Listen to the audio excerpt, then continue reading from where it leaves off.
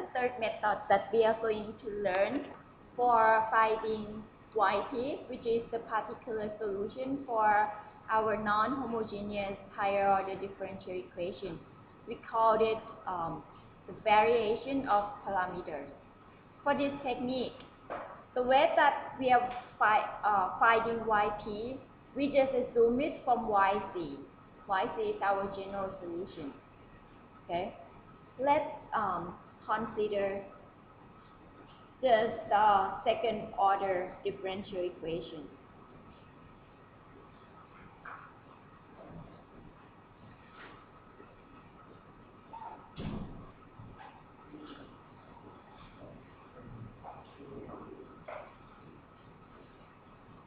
Assume that we have y1 and y2 are solutions of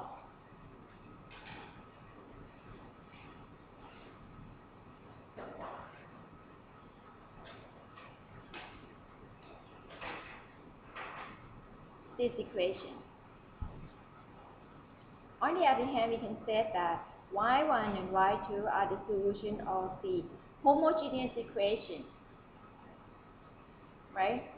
Because the whole things are the same. Right there on the left hand side, only the right hand side, that the first equation you have fx and the second equation you have 0. So then I would say that if you write down yc of the second equation, we can get yc is equal to c1 y1 and plus c2 y2.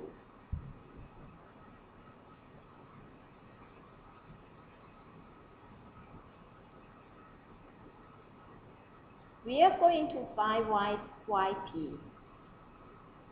We are going to find yp by the variation of parameters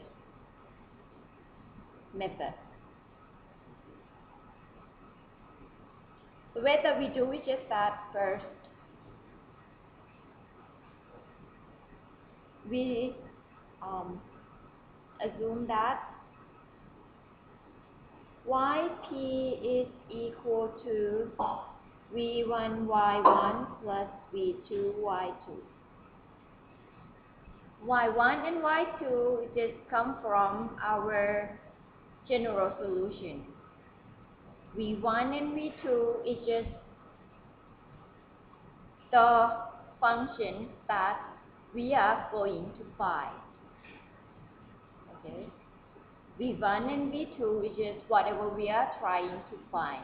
So from this assumption, if we know v1 and v2, then we would get the answer. And since we assume that yp it just happened this way, so that means yp is the answer of our first equation. Let me put a number.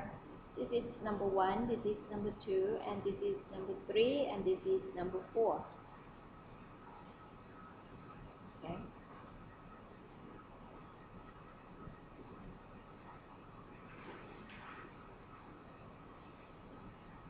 And then I said that, okay, I'm going to do the derivative of yp.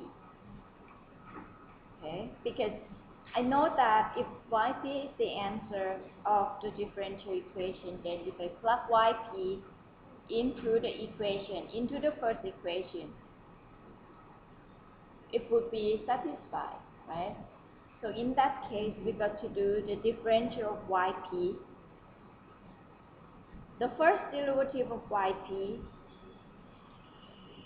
we should get v1 times the first derivative of y1 plus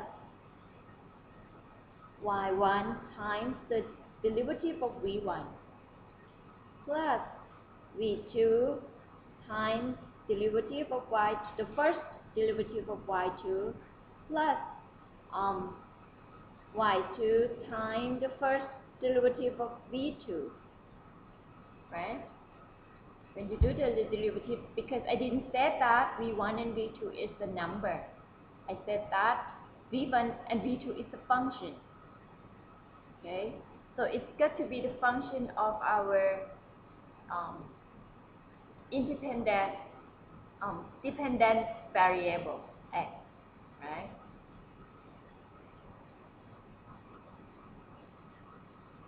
And then I said that because we got to do the second derivative of yp, and the thing is that we need to find v1 and v2.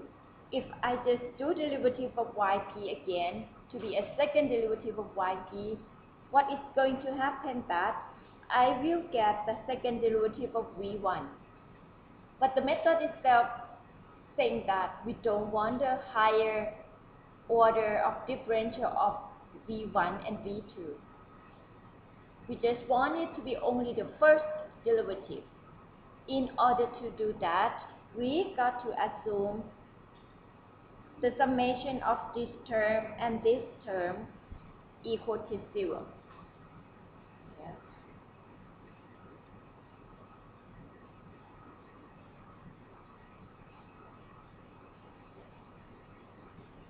That is equation 5. And then our first derivative of yp is changing to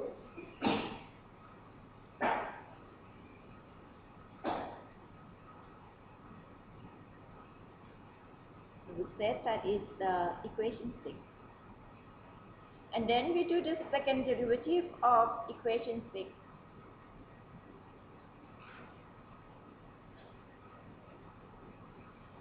We would get v1, the second derivative of y1, plus the first derivative of y1 times the first derivative of v1, plus v2 times the second derivative of y2, plus the first derivative of y2 times the first derivative of v2. And then I put that as the equation 7. And then I said that put 4, 6, and 7 into 1.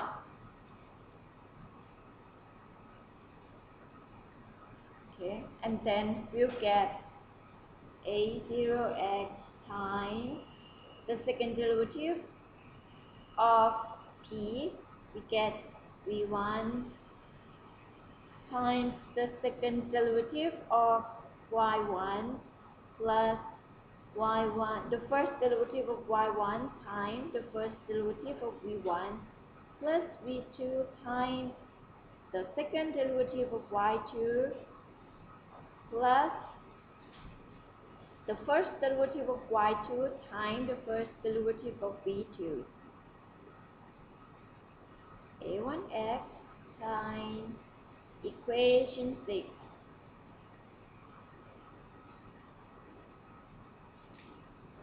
and then plus a2x times equation 4.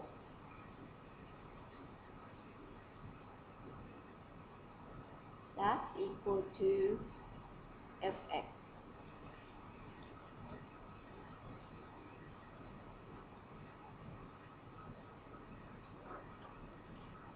And then if you take a look closer, we are going to take the second derivative of y1, the first derivative of y1 and y1 together. So I would get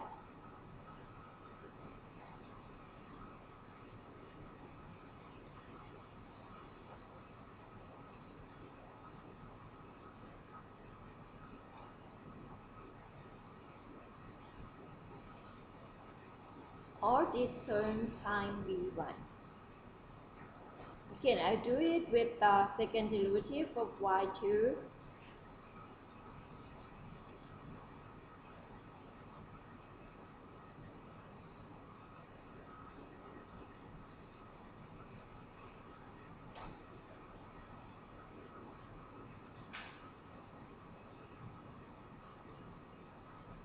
constant plus the rest. What do we have for the rest? We have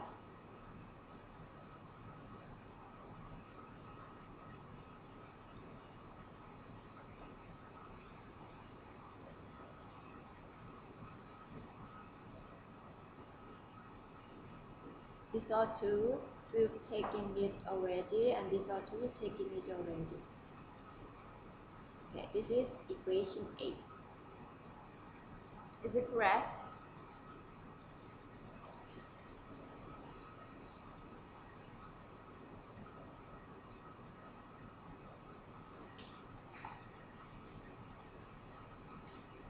Now, if you take a look at the term inside the parenthesis, which is time with v1, this term, we know that y1 is the solution of homogeneous differential equation, which is our equation 2 here. If we put y1 in there, should be equal to, if we put y1 in the equation 2, we should get 0. So that means the term which is inside this parenthesis equal to 0, right? We said this is 0. So 0 times v1 is equal to 0. Again, consider our second equation. I said that y1 and y2 are the solution of the second equation. So if I plug y2 in there, should be equal to 0 again. If you look at the term inside the parenthesis here, 0, yeah, is equal to 0. So that means after we just writing the long equation here, then it just end up with a short equation, which is we have only two terms left, and these two terms we have a0x the same. So I just take a0 out, a0x out, so we would get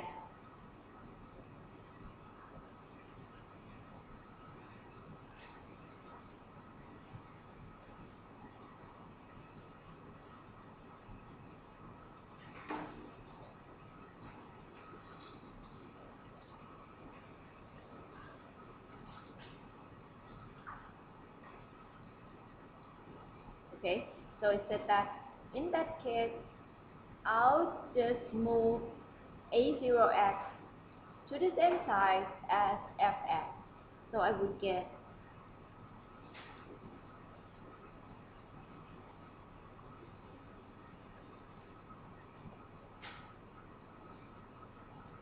this is that is an equation now. Now we have two sets of equations. The first set we're saying that y1, the first derivative of v1 plus y2, the first derivative of v2 equal to 0. And the second equation, the first derivative of y1 times the first derivative of v1 plus the first derivative of y2 times the first derivative of v2 equal to fx divided by a0x. We have two sets of equations. Do we know y1 and y2? Do we know y1 and y2? Yes, we know. We know it because y1 and y2 is the answer from our homogeneous equation. So if you know y1 and y2, do you know the first derivative of y1 and y2? If you know y1 and y2, Can you find the first derivative of y1 and y2? Yes. Now, do you know fx? Yes, you're supposed to know fx because it comes from your differential equation. Do you know a0x? Yes, you know because it's the coefficient in front of the here. It's from your differential equation. So your a0, you know. You know your a0 and you know your fx. You know your y1 and you know y2. So now these two equations, only two terms or two parameters that you don't know is v1 and v2. Or on the other hand, we can say the first derivative of v1 and v2. So now you have two equations, two parameters. Can you solve for the answer?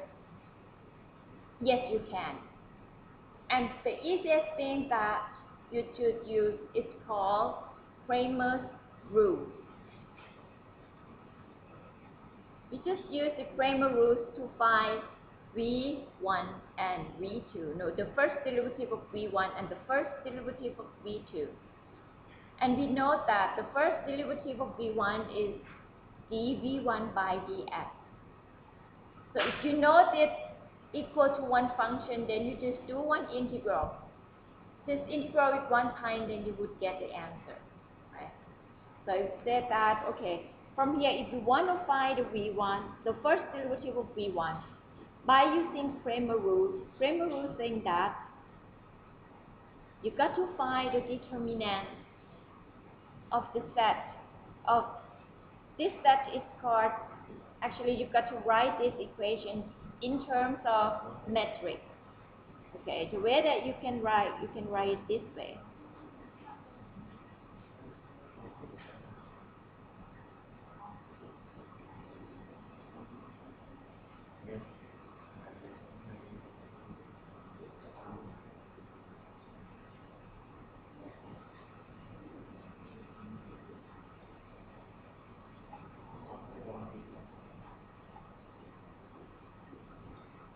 Right?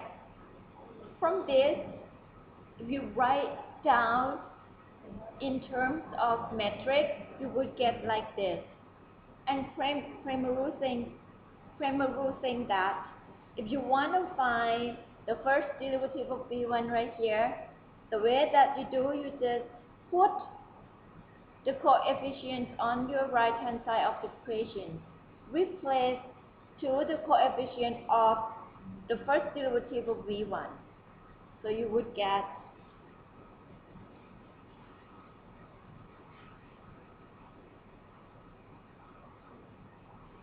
and divided by determinant of the coefficient.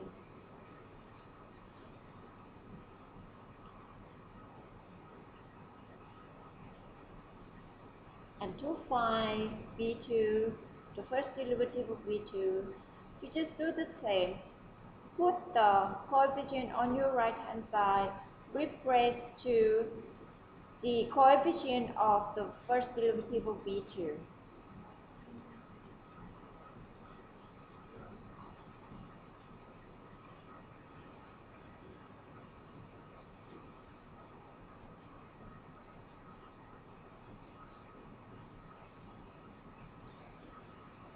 Okay, from this two, you would get a function. And then to find v1, because you know that the first derivative of v1 defined as dv1 by dx.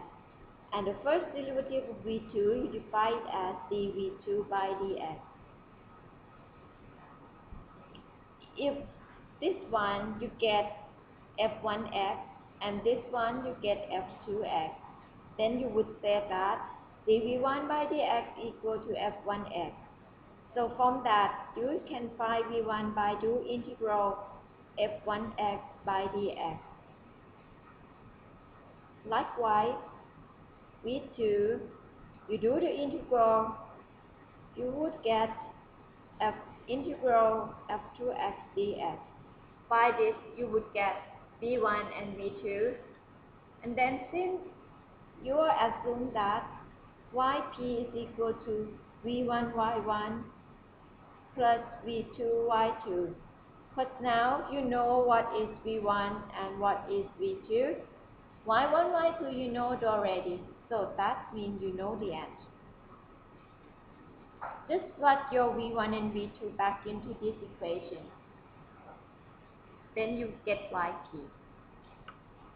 That is the method of variation of parameters.